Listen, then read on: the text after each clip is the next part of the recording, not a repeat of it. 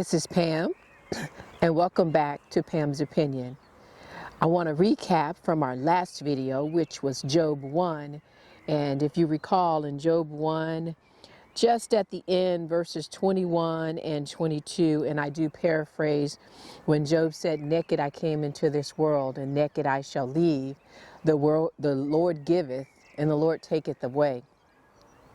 And at the end of that, in verse 22, in all of this, Job did not sin by blaming God. So now we enter into Job 2. And Job is, God and Satan is having another conversation. Job has lost everything except his wife. And that conversation goes something like this. God says, "So, have you considered my servant Job?" And Satan said, "Yeah, I've considered him. But the only reason he is serving you is because of, skin for skin, if you will." And again, this is paraphrasing. Satan is basically saying, but if you take his health away from him, he will no longer serve you, and he will curse you in your face.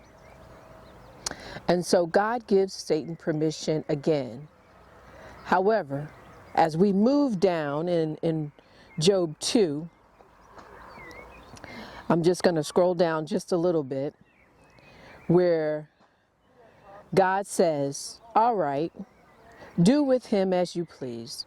The Lord said to Satan, "But spare his life." That's in Job 2 and 6.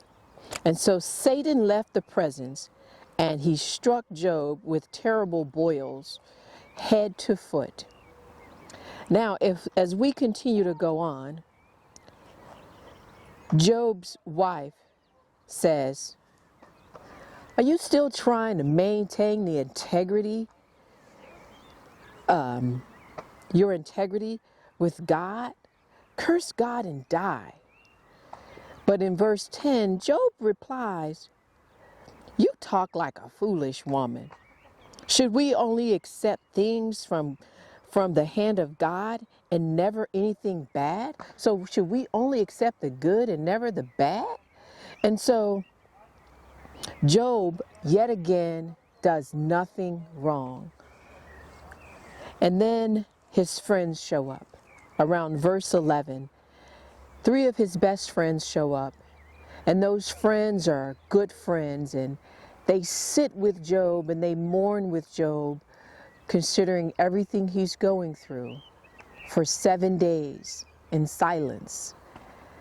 And I think about that because we can't get a friend to sit with us for 10 minutes without giving us their profound opinion, if you will. But that's for another day. But today, my words of encouragement to you is this. Job understood what he was going through. He didn't understand why, but he understood that God was with him and that he would never leave him nor forsake him. So I encourage you today, no matter what your situation is, if you trust and believe in faith that God can and he will, he'll be there for you. He'll never leave you nor forsake you. He will always be there for you. Even when your family and your friends tell you to turn your back on God because he won't bring you through, don't believe it. Trust in the Lord. I'm not telling you what I read in a book. I'm telling you what I've experienced throughout my lifetime.